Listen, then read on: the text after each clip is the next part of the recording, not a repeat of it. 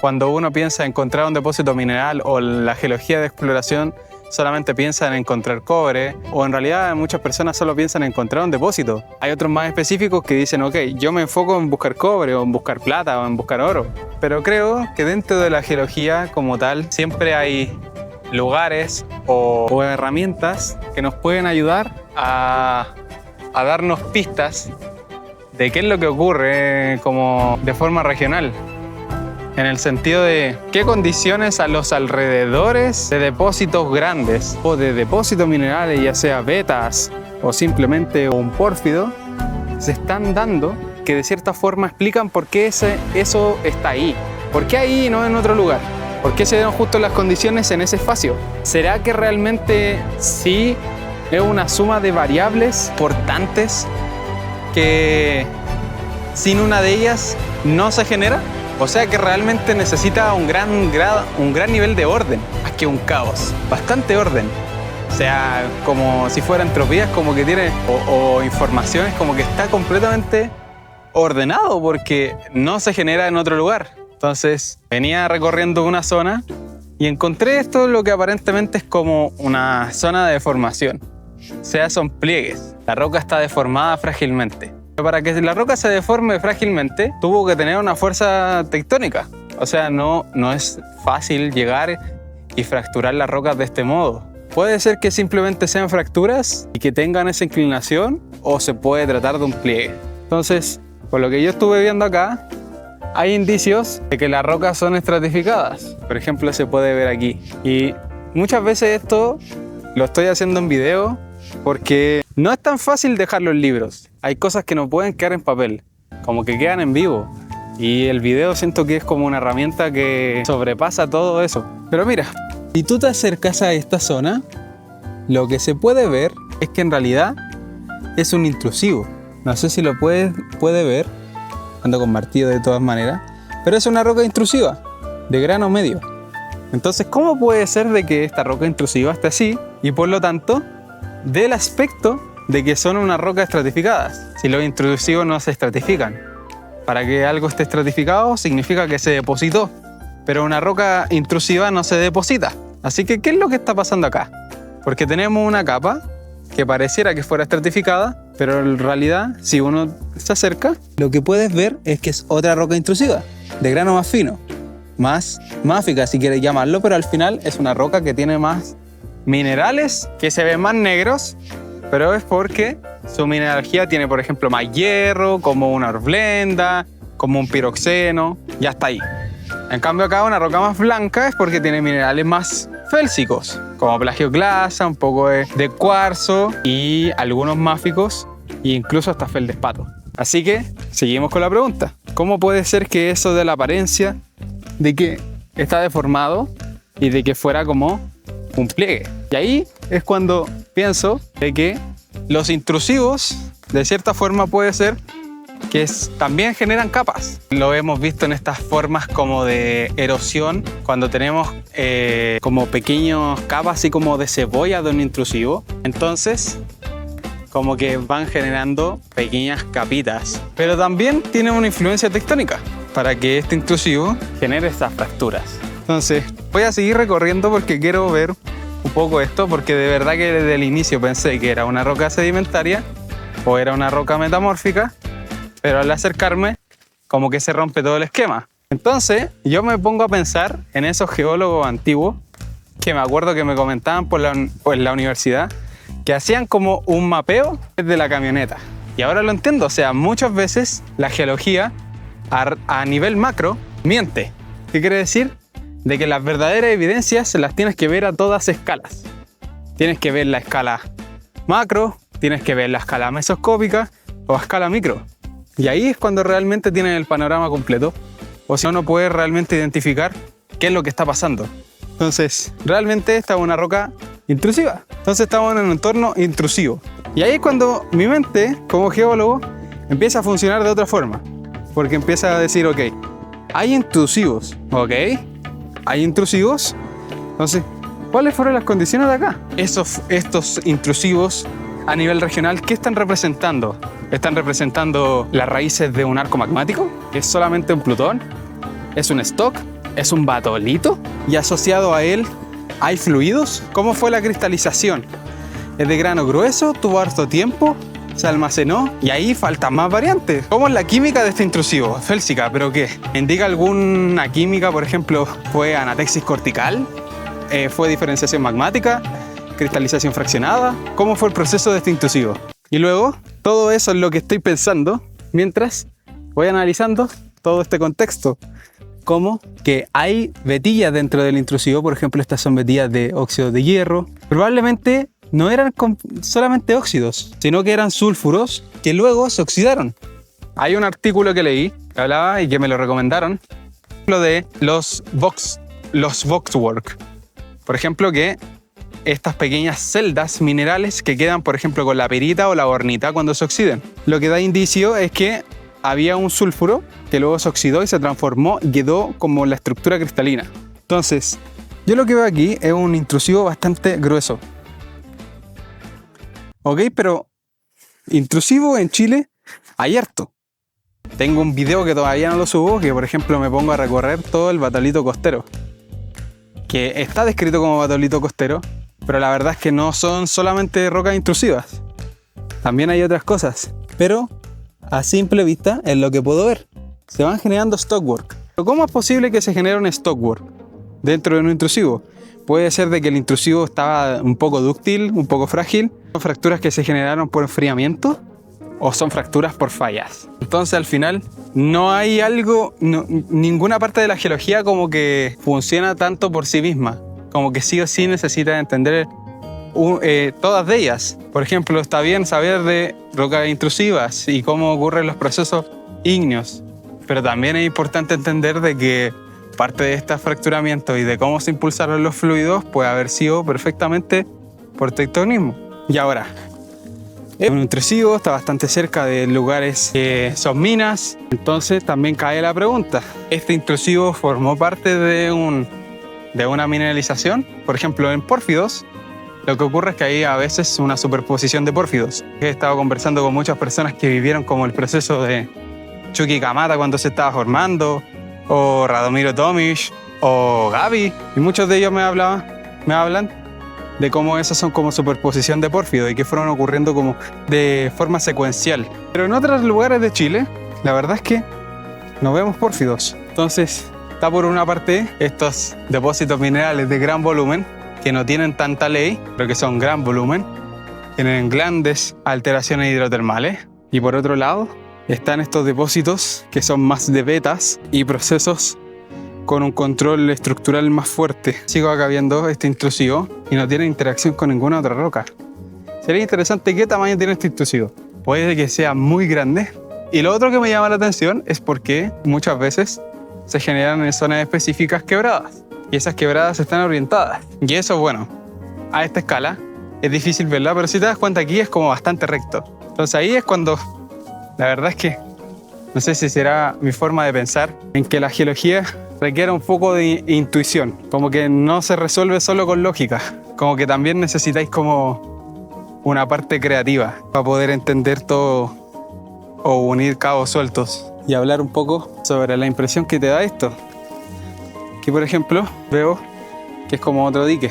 Entonces, ya para armar el cuento. Es una serie de intrusivos con una sucesión de diques, que parte de esos intrusivos los fueron cristalizando, probablemente en una secuencia. Hay como distintos intrusivos. Después ocurrieron distintos como eventos magmáticos de diques. Y ya este intrusivo emplazado, ¿cachai? Con deformación más frágil, logró o sea, también por la parte de tectónica se deformó y parte de los fluidos que quedaron residuales fueron almacenando hasta que luego fueron rellenando algunas zonas con permeabilidad, generando stockwork y ese tipo de cosas. Pero aún así, a pesar de todos esos factores y seguir entendiéndolo o analizarlo, no basta para poder entender y encontrar un depósito mineral. Bastan otros factores y principalmente también entender cuál es el contexto un poco de los alrededores. Por ejemplo, en esta zona, lo que le llaman franja, más como de la cordillera de los Andes.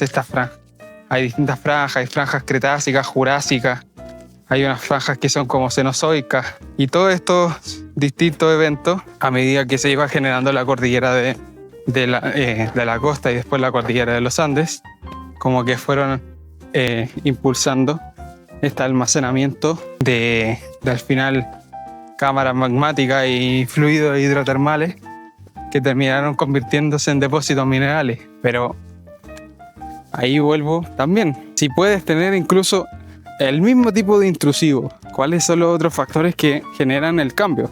¿Por qué no hay pórfido en la cordillera de la costa, por ejemplo? Y ahí creo que van otros factores, por ejemplo, como la profundidad de la corteza, la composición y otras cosas que van más allá de solamente el contexto más local y entender como el contexto regional. Así que, bueno, esto fue una especie de análisis de estas roquitas. Primera parte, voy a seguir viendo porque quiero ver cómo continúa esto. Ya me hice una idea de que probablemente todo lo que se ve acá sean intrusivos. No sé si parte de allá también sea una continuación de intrusivos, que tienen una serie de diques, están en algunas zonas parcialmente deformados, y sería bueno como analizar por qué esa zona de deformación tiene esa forma. ¿Es local? Yo lo que estaba viendo acá, que de hecho por eso pensé que era una roca estratificada, es que ahí se ve como si fueran estratos, pero la verdad es que lo que está señalando ahí son las fracturas. Entonces es difícil en este tipo de entornos como realmente diferenciar qué es algo estratificado, ¿no? Como que lo que te va a permitir diferenciar si es que es estratificado o no, el tipo de roca y el contexto. Pero a simple vista, la geología engaña. La geología engaña.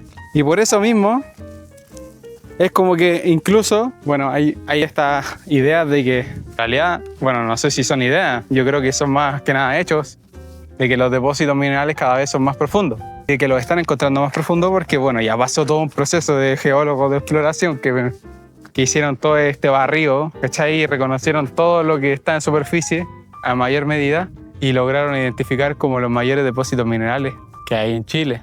Y aún así puede ser de que no los encontraron todos, simplemente porque quizá habían factores que obviaron o que no los consideraron. Porque algo que esté alterado no implica derechamente de que haya mineralización. Tampoco puede haber fallas, pero tampoco implica que haya mineralización.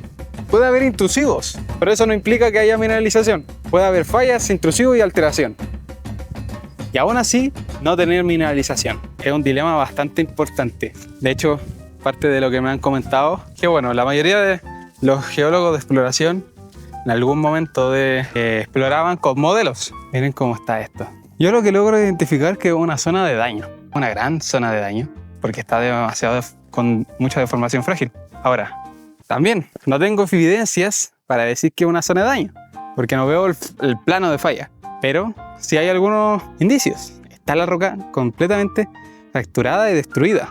¿Puede ser por meteorización? Viste, si la geología, man, lo que quiero ver es llegar allá arriba, ver más o menos cómo se ve todo el tema, pero a simple vista yo lo que imagino es que es un intrusivo con cierta deformación. Ahora, esta parte, este fracturamiento, lo que estoy viendo es que aloja un poco de vetillas. Algunas vetillas pequeñas, así, algunas con jarositas. Pero las cosas que uno ve en superficie, que pueden ser probablemente como decidoras de rechazar algo, ¿nos pueden indicar igual de que hay mineralización debajo? Onda, a lo que me refiero. Hay muchos depósitos que se encontraron y que ni siquiera habían evidencias superficiales y que perforaron y encontraron grandes depósitos, porque ya sea que habían cosas que estaban erosionadas o principalmente por eso, o porque a veces no generó grandes zonas como de alteración, pero sí alojó bastante mineralización. Si lo que necesitáis para tener un depósito con cobre es cobre, claro, necesitas otros factores, pero el principal factor es que necesitáis cobre. Independiente de todo lo demás, si no tienes cobre, no se va a formar nada. Ahora, claro, tienes que tener otros indicadores, aparte del cobre, que van de la mano. Por ejemplo, un sulfuro de cobre no se forma solo, no se forma a base de solo cobre, o si no tendrías cobre nativo. También necesitáis, por ejemplo, azufre, necesitáis ciertas condiciones de oxidación y necesitáis hierro también. que en realidad son elementos bastante abundantes en la naturaleza. Miren allá. Ahora, bueno, también me pasa que hay cosas que no las entiendo 100%. Bueno, en realidad sí las entiendo, pero que a veces no tienen mucha lógica. Es, ¿cómo tenemos fragmentos redondeados arriba? Superficiales, claro. Y por estratigrafía o sedimentología, puede decir, bueno, están redondeados porque ocurrió meteorización y se fueron transportando. Pero no necesariamente, pues. Eso cuenta en un contexto sedimentario, pero en contextos intrusivos también se pueden generar esa especie de fragmentos redondeados. Lo que estamos viendo en ese tipo como de meteorización, como concoidal, no me acuerdo bien el nombre, borregales parece que se llamaban, que es como también una forma geomorfológica. Ahí la gente que vea este video me puede corregir. Soy bastante abierto a críticas constructivas. Pero eso, bueno, ¿cachai? Son intrusivos, están dentro de este mismo contexto, ¿cachai? Sí, puede ser que en realidad sean fragmentos, ¿cachai? Que quedaron redondeados, pero también por el efecto de la evaporación del agua.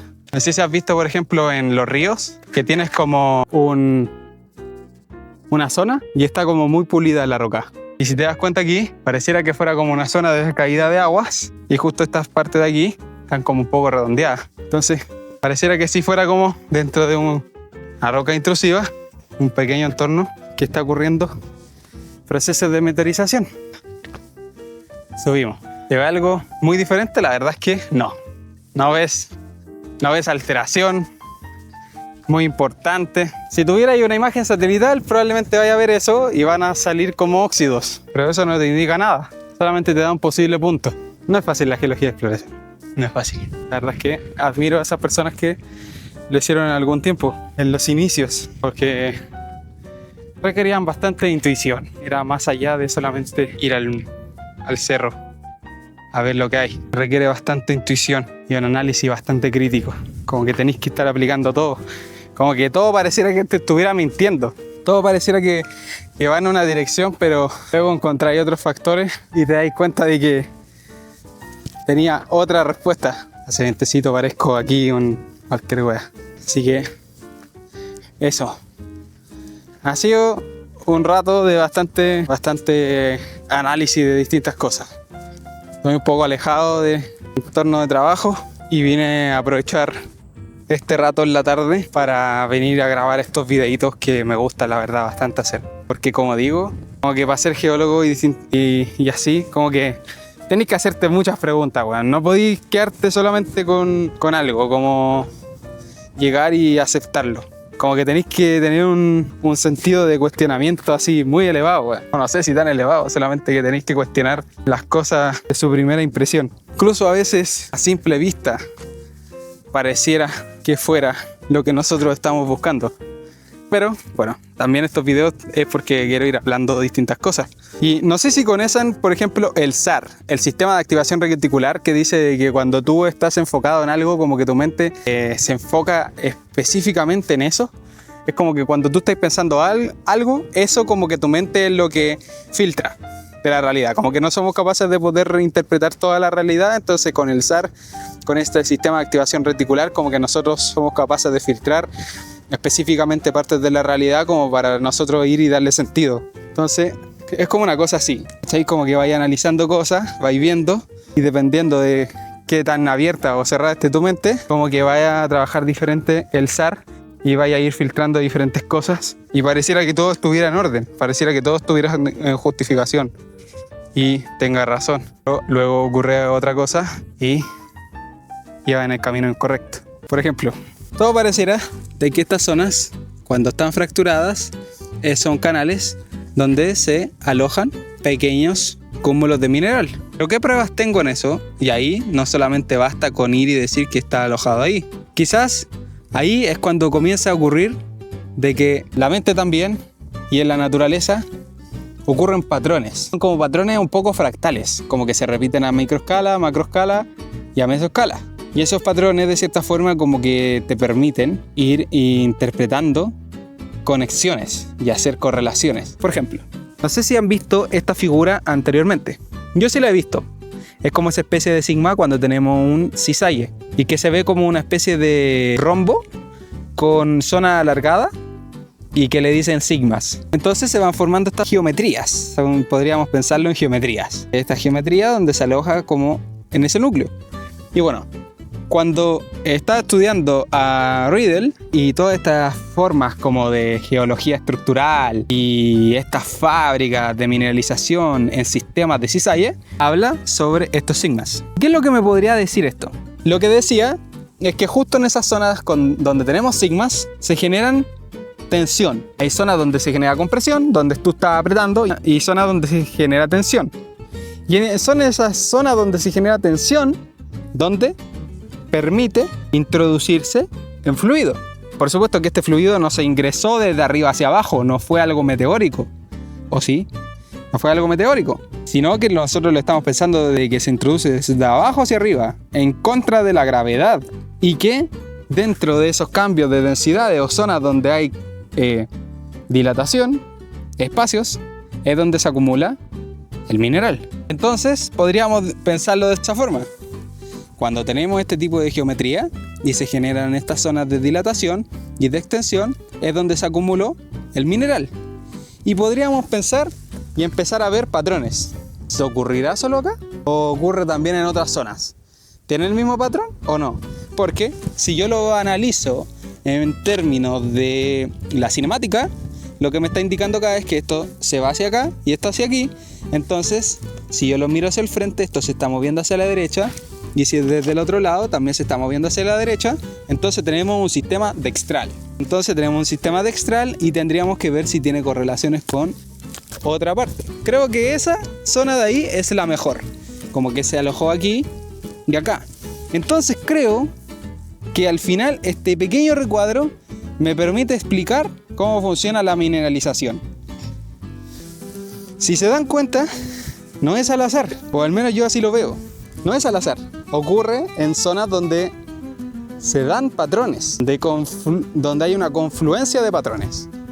Y aquí ya estamos hablando más de términos matemáticos que de geología. Y bueno, mi jefe me dijo de que era necesario a veces acudir a otras áreas de la ciencia para poder explicar cosas, porque cuando estás solamente pensando desde tu área, como que no eres capaz de ampliar tu mente. Confluencia, fractales, geometrías, patrones, todo más en términos matemáticos que geológicos. Cada uno de esos fragmentos y cada una de esas zonas donde tenemos cristales es como un píxel, una matriz. Y dentro de esa matriz es donde hay zonas donde se están ocurriendo canales. Canales donde está ocurriendo, por ejemplo, aquí esta mineralización. Y está siguiendo un patrón, está siguiendo casi una trayectoria. Es como una trayectoria en el espacio, donde va la masa y se va moviendo en una trayectoria hasta que hay algo que cambia esa trayectoria. Y en esas zonas también es donde se aloja el mineral. Y eso en parte lo que podemos estar viendo, no es al azar, porque aquí, por ejemplo, ya no lo tenemos. Es justo en estas zonas de cizalle donde se alojan esta mineralización. Entonces, ¿cuál es el indicador aquí? ¿Qué es lo que formó el mineral? ¿El intrusivo? ¿El cizalle? ¿La mineralización? Creo que un poco de ambas. Entonces, a lo que iba, que un poco como que yo me imagino así de en parte de la geología. Hay zonas donde ocurre esa confluencia, que en parte también lo hemos visto. Hay zonas donde ocurre esa confluencia y donde se van alojando en pequeños sectores esa mineralización. Podríamos pensar que aquí está la mayor manifestación porque es como si está mejor formado, pero si nosotros vemos masa, este lugar de acá es mucho más grande, que no se ve tan bien porque está en la sombra, pero es mucho más grande, es todo ese espacio. Y si vamos un poco más acá, como que acá también tenemos otras zonas mucho más grandes que incluso esa, solamente que aquí es como que confluyen y se notan mucho más, como que están mejor representadas las variables, pero en otras zonas no están tan bien representadas. Ahora, de esa forma yo lo pienso. Ahora piénsalo eso a gran escala, donde tienes una falla grande. Y esto no es este pequeño no es pequeño, sino que es una mina, ¿cachai? Y esta es una mina más chiquitita. Y esta otra mina más grande, ¿cachai? Y van siguiendo una trayectoria y tenemos aquí esta mina, y acá tenemos otra mina, y acá tenemos otra mina más grande. Y así sucesivamente. Pareciera que estuvieran al azar, pero la verdad es que están siguiendo un patrón quizás hasta de distancia. Por ejemplo, Puede ser un patrón de distancia de aquí a aquí, que es similar de aquí a ahí y es similar de ahí a ahí. O puede ser un patrón con respecto a al mismo rumbo y así sucesivamente. Ahora, creo que es alguna de las cosas que tengo que ir trabajando con respecto a esto. Puedes saber un poco cómo ocurren, analizar dónde están los factores que ocurre la mineralización. Pero ¿cómo puedes llegar a un punto donde puedas predecir dónde está la siguiente zona? Y creo que de cierta manera no tenemos la capacidad. Creo que aún me falta llegar a considerar todos los factores o llegar a analizar dónde podría estar. Pero sí hay un factor que a veces como que disminuye todo el trabajo, que es: no necesito saber exactamente dónde va a estar. Necesito saber algunos factores que me permitan una dirección. Es como, por ejemplo, supongamos tenías un proyecto y tienes un plan. La verdad es que cuando comienzas no sabes completamente cómo lo vas a hacer. Solamente sabes el qué, un poco, la dirección. ¿Hacia dónde va? ¿Cómo va a ser exactamente? Muchas veces no lo sabes, lo vas descubriendo en el camino. Entonces, de cierta forma, como que ahí un poco filosófico, es que realmente no es tan necesario como ir y llegar a un lugar predeciendo qué es lo que va a ocurrir. Creo que necesitas bastante información, ¿cachai? Como para poder hacer eso. Y aún así, no tienes certeza de que así ocurra.